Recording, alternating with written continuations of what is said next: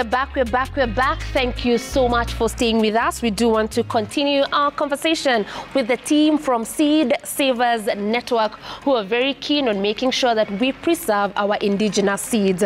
We have Salira, a farmer, John, who's also a farmer and a seed ambassador, and we have Mercy, who is a program officer at Seed Savers Network. Tunaongelelea uoga ya mbegu tofauti kukua extinct. Recently, I learned that we used to have red bananas and now they are no longer there. All right? Please talk to us about different other crops that we are at a risk of losing if we do not preserve them. I'll start with you, Salina. Okay. Another different crops is like red maize. Red maize tunatambua kwamba ni kama si mbegu ama si chakula. But ukiangalia red maize iko na chakula, iko na nutrients mingi kwa mwili yetu. Another one is yellow maize. Yellow maize also wanatumia kama chakula ya ng'ombe. Na ukikuta yellow maize ni chakula pia kwa binadamu, kwa sababu hata mwenye akona sukari pia atatumia hiyo bado. Na ukiangalia hiyo yellow maize and red maize hakuna kabisa saizi.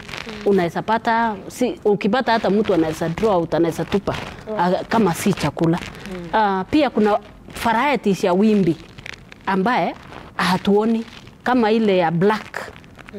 Black, hiyo wimbi ya black haionekani kwa sahihi, imeanza kupotea. Na ukiangalia kila chakula cha kitambo iko na dhamana, iko na dhamini zake za kusaidia katika mwili ya binadamu. Na tunataka kurudisha sirudi ikuwe kama chakula hizi zingine.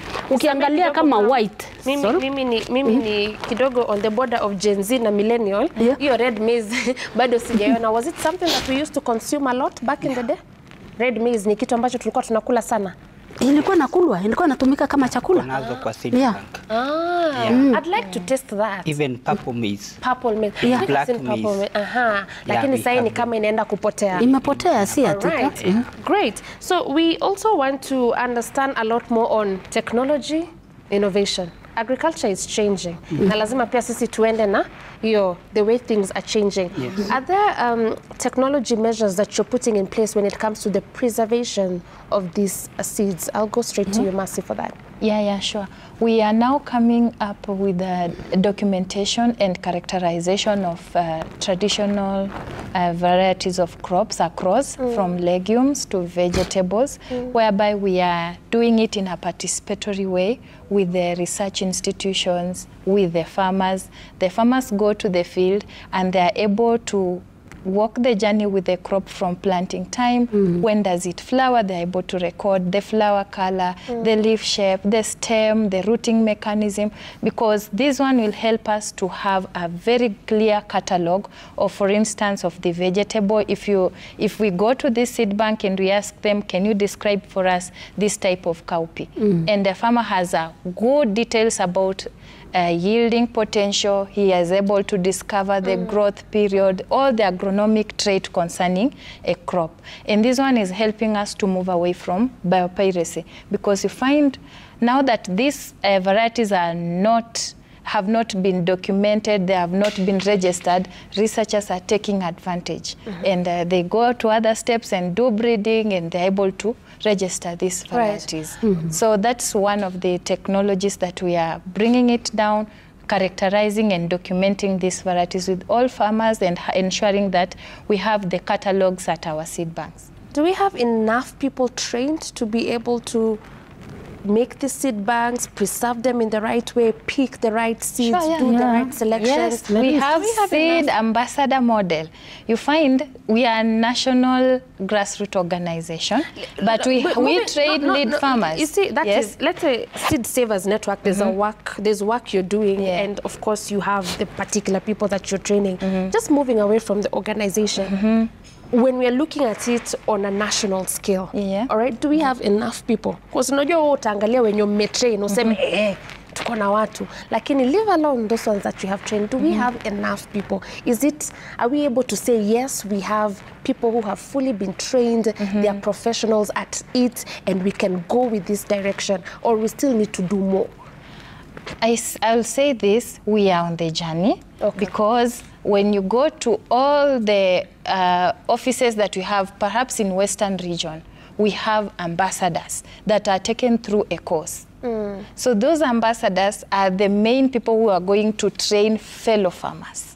So we have a group whereby for us we go just to follow up and supervise. And then we also have students that we bring on board. The intern students from Egerton University, Chuka University, they come on board. So at least yearly we ensure we are progressing and we are having a catalog that has to be documented and has to be kept in our library resources. Right. So right now we'll say we have not covered all the counties in Kenya, but where we have presence at the moment, we are engaging with students who are supporting the work, we are engaging with the farmers, and we are also helping to monitor the process. Right. Yeah. John, help me understand. Nikipanda tuseme mbegu ya mahindi ambayo ni the indigenous one, Yes. na nipande hybrid. Time ya kumea ile mpaka iko tayari ku harvest. Are they the same? No, they are not the same. But as kama venye officer amesema ni ya kwamba we are trained.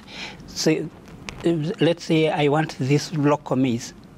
So when I'm planting, I will plant it early than the other one, so that even when we have because they are cross pollination, they do cross pollination, I will get my pure maize. But you will see that they mature differently. What's the time range? Nikipanda mimi na wewe leo, mimi nipande hybrid, wewe upande indigenous. Yako indigenous ndio ifike maturity itachukua muda gani? 5 months. 5 months. Yeah, now we the were one that's hybrid is 5 months. 5 months. Yeah. Is it the same time? No, hybrids grow for 6 grow months. faster. Yeah. The hybrid there are ones. those called Duma. Those grow faster, but there are those which go. They vary from they have the numbers. So they have the Duma which grow faster, and they have the other one which will take time. But the difference from mine is that the one that is hybrid, even when it is in the farm, it is affected by weevils. So it is telling you that this one is not even for storage.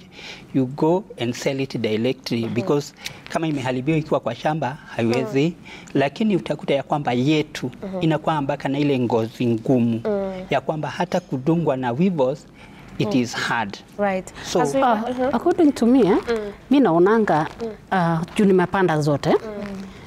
Mahindi ikikauka vizuri kabisa, itosha ya kukauka.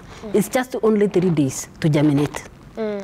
Na ikigerminate inaenda tu faster as the way it is kama hii ingine. Hata ukipanda hii ingine na hii ingine kuna dudu inaharibu kama hii hybrid. Kuna dudu ya hii inabadilisha kuwa yellow. Right. So wakati hii inabadilishwa kuwa yellow, kama huna dawa ya kupiga hii yao ya Agrovet, hii yako inaenda faster. Right. Na itakuwa sawa kuliko hii ingine. Okay, thank you so much. And because of time, we do have to wind up this conversation there, but we are not yet done. We'll definitely further this conversation because the seed issue is a very sensitive issue. Kama hatuna mbegu, hatuna chakula. And we have to make sure we have the right seeds at the same time. Thank you so very much, John Wainaina, for making time to be with us today. Thank you so much, Salina Chepsat. And of course, thank you so very much, Masi Ambani, Program Officer at Seed Savers Network. Thank you for shedding more light on the importance of indigenous seeds and also what exactly are indigenous seeds. And once again, happy Valentine's to you all. It has been an absolute pleasure being with you today and of course, this entire week. Thank you so much for journeying with us and all the farmers that made this week an entire success.